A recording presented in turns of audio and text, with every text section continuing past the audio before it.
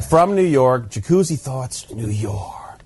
And also, to prove that he's telling what he's talking about, is that, to tell him the truth, is these are kind of lonely.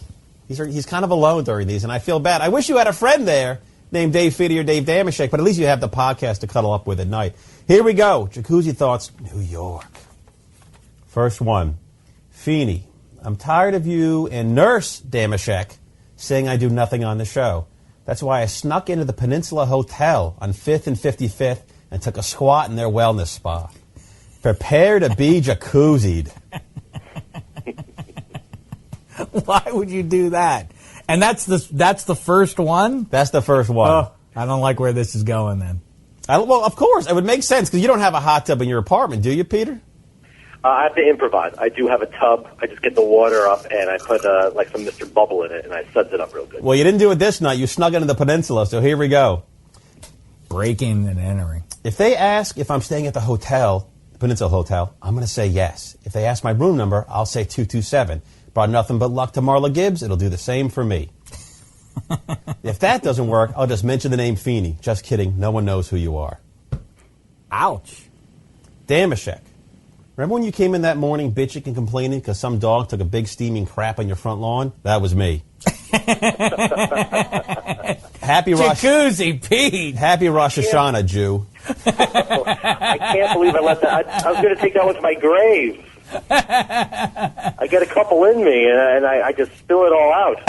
What a weird deed by an anti-Semite. I was angry. It happened. Apparently. Next one.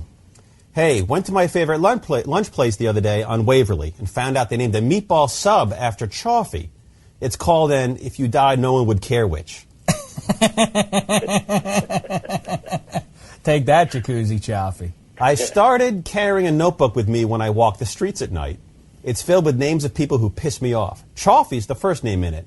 President Jimmy Carter the second. He knows why. Next one. I'm thinking about having an affair. I don't know what it is about these New York women, but they're driving me wild. Oh, wait, I figured it out. None of them are my wife. I just like variety, that's all. It's tough being married.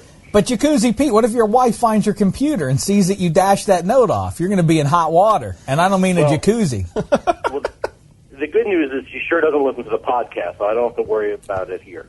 I hope not, because listen to this next one, Check. Uh-oh. Speaking of my better half, confession time. Nancy wears a wig. She does. It looks so natural. I see her 5 days a week at work. I had no idea. That's right. Totally bald underneath. Sorry, beautiful. Love you always. Why does he feel the need, though? I mean, I guess he's drunk. He can't even answer. These are ramblings. But why do you feel the need, Jacuzzi Pete, to even share that secret with David Feeney? You know, you would think after all this time, I would know better that he's not a vault. He's not a priest. It's not a confessional. When I tell him these things, for a moment, I think, this is between he and I. But it never turns out that way, does it? I feel like deep down you want to get caught. I guess so. I guess I do. Next one. Call me weird, but I would kill to have former Yankee right fielder Paul O'Neill put a finger up my ass and dial me like a rotary phone. Why Paul O'Neill? Like a rotary. He's part of the 1998 squad. They're the best. Dial me like a rotary phone. I don't really remember typing that, but if I had to pick a Yankee, who would be better? Maybe Bernie Williams? John Wetland? I don't know. Not John Wetland. Next one. Mo Rivera? Next one. I asked a guy on the subway what his favorite bar was. He said the White Horse Tavern on Hudson. I told him wrong, then put his name in my notebook. Because the answer was clearly the Boar's Nest from the Dukes of Hazzard. Why? 2 words, Daisy Duke. If I was around back then, you just know I would have pulled a Thelma and Louise on her in the parking lot. So in his notebook now, it now reads Jacuzzi Chaffee, Jimmy Carter. And then this guy who suggests a bar. But then Peter says, if I was around back then, I would have raped her in the parking lot. That's what Thelma and Louise refers to, I'm assuming. That's outrageous. Next one. You're the one who's writing it, Jacuzzi Pete. It is outrageous, yes. I don't remember any of this.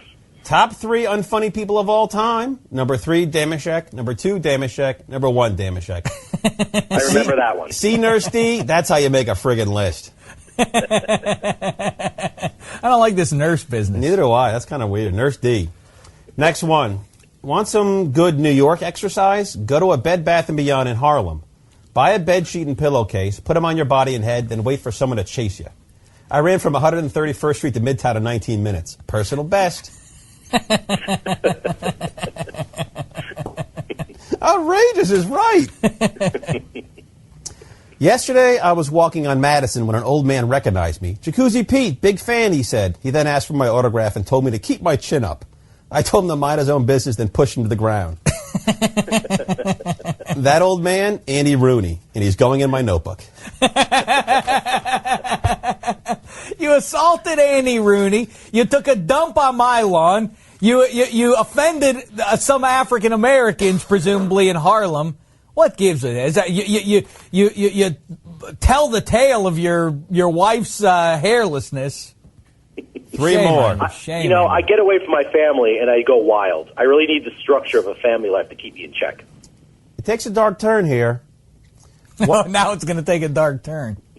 Walked down to Ground Zero the other day, armed with a flask of whiskey and sad memories. I took a stiff drink, then poured another on the site where the towers fell in honor of those who died on 9/11. Rest in peace, Muhammad Atta, and a job well done. How dare you? Oh, my God. How dare you? I'm calling this one out right now. Fake. I will not besmirch the memories of the fall of the 9/11. How dare you, David Feeney? You've crossed the line. Whiskey for Atta. He's crossed the line. I can't walk the streets safely after this podcast. There's no way I'm going to admit to that. For Atta. I'm standing across the street from a firehouse. They'll track me down and beat me up.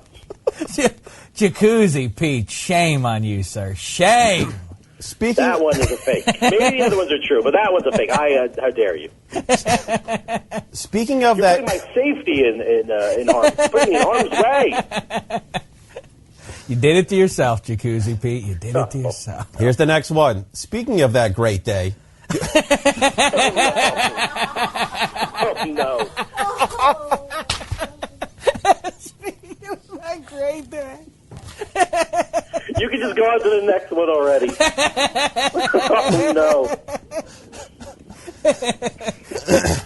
Speaking of that great What day. world do you live Hold in, on. Jacuzzi Hold on. Pete? That was a great day. That was awful. Hold on. Speaking of that great day, do you want to know where I was when the Trade Center got hit? Masturbating into my roommate's toilet. No. How dare you? I lived here during that time. Oddly enough, Terrible memories. Oddly enough, before I started, I looked at my balls and said, "Let's roll." Well, that is an interesting coincidence. But that still doesn't make it right to bring it up. Last one. Too soon.